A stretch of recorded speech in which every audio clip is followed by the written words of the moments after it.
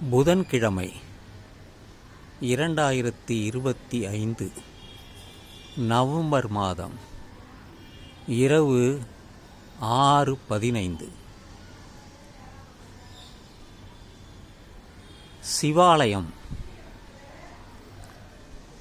சிவாலயங்கள் தமிழ்நாட்டில் பல இருக்கின்றன.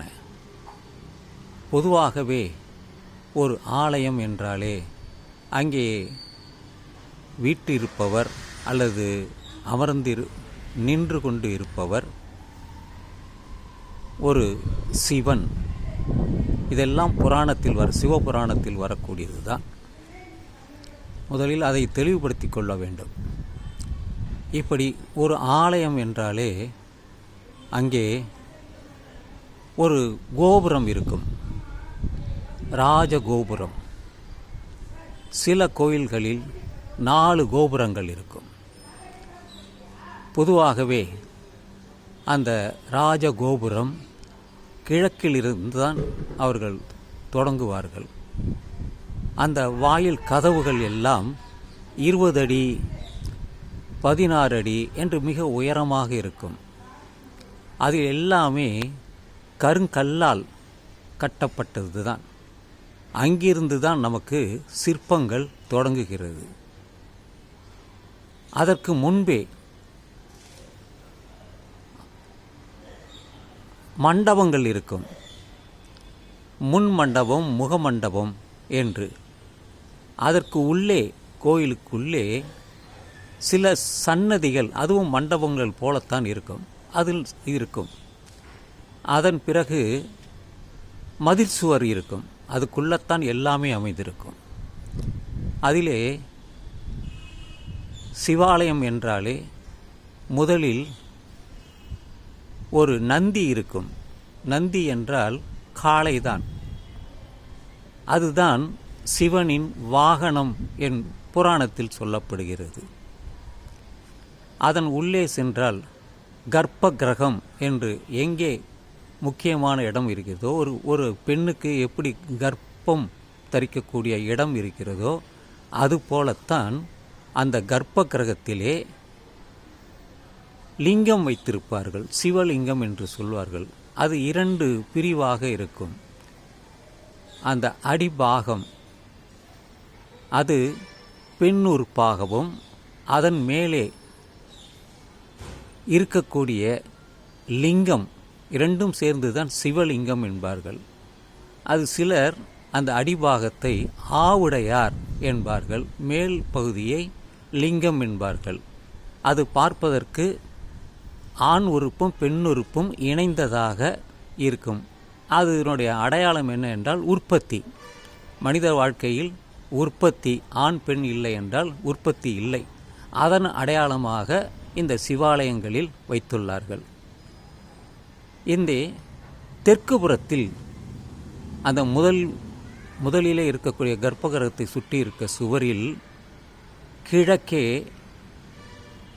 நந்தி இருக்கும். இந்த தென்புறத்திலே தட்சிணாமூர்த்தி என்ற ஒரு கடவுள் இருப்பார். தட்சிணாமூர்த்தி, மூர்த்தி என்றாலே கடவுள்தான்.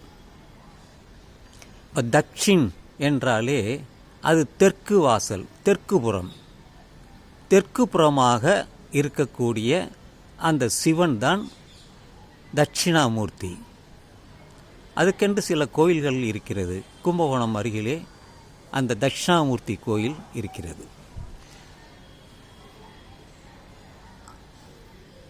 தனியாக ஒரு சின்ன சன்னதி சண்டிகேஸ்வரர் என்று இருப்பார்.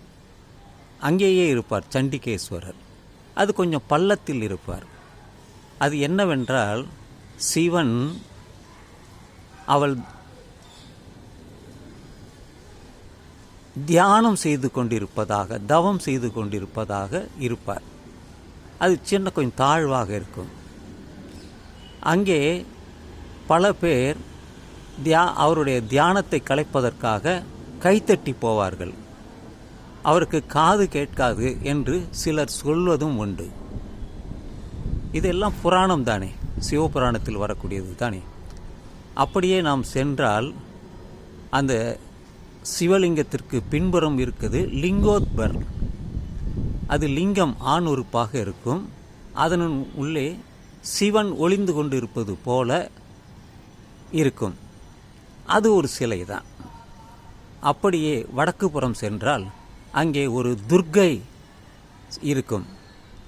அதன் பிறகு துர்க்கை, அதன் பிறகு சூரியனுக்கான சந்திரனுக்கான அந்த இருக்கும். இந்த கணங்கள் என்று சொல்லக்கூடியதெல்லாம் கோயிலை சுற்றி இருக்கும். பலிபீடம் என்று ஒன்று இருக்கும்.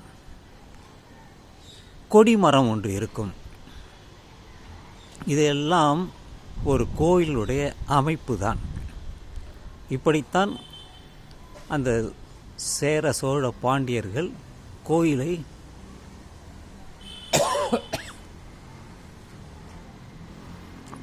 அவர்கள் கட்டினார்கள்.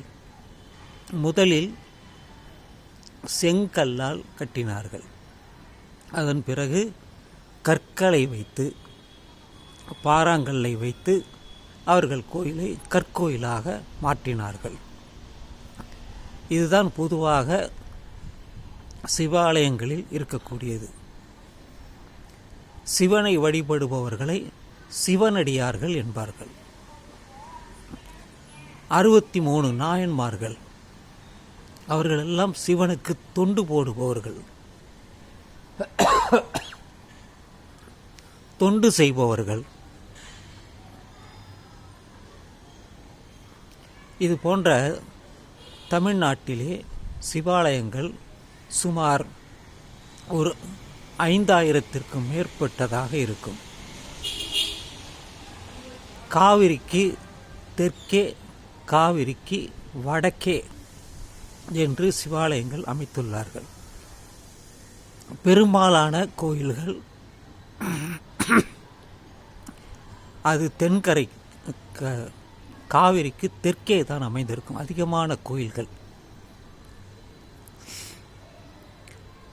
வடக்கே இருக்கக்கூடியது மிக குறைவு.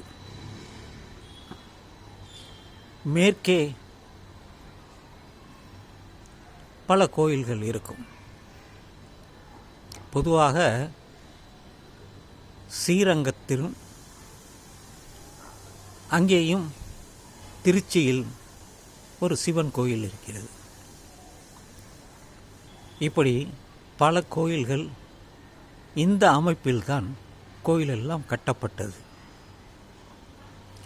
இது தகவலுக்காகத்தான் சொல்கிறேன், தெரியாதவர்களுக்கு தெரிந்து கொள்ளட்டும். எல்லோரும் பொதுவாகவே ஓம் நமச்சிவாயா என்று சொல்வார்கள். சிவனை நான் நினைக்கின்றேன், வணங்குகிறேன் என்று அது ஒரு மந்திரமாக சொல்வார்கள். ஓம் நமச்சிவாயா என்று. இதெல்லாம் சிவாலயங்களில் இருப்பதுதான். ஒரு குளமும் இருக்கும், பொற்றாமரை குளம். இந்த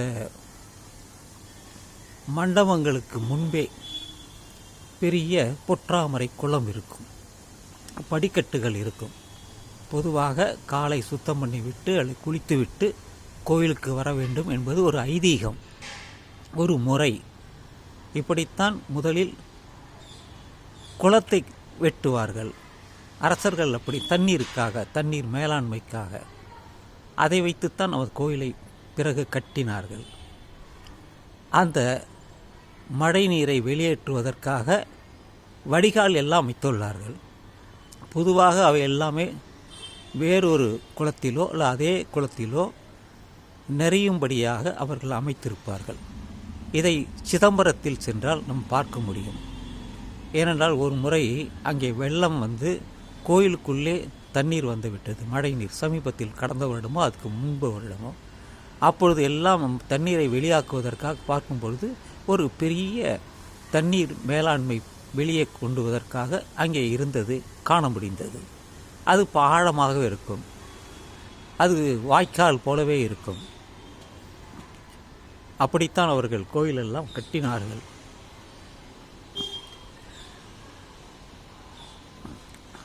எனக்கு தெரிந்த தகவல்களை நான் சொல்லிவிட்டேன்.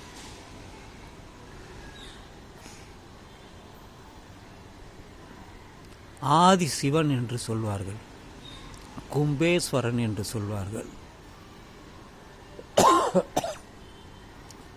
இதுபோல சிவனுக்கு 64 கலைகள், 64 வடிவங்களில் சிவனை செய்திருப்பார்கள். அதில் நடனமாடும் ஒரு சிலை தான் சிதம்பரத்தில் இருக்கக்கூடியது. பொதுவாகவே லிங்க வடிவத்தில்தான் சிவன் கோயில் இருக்கும்.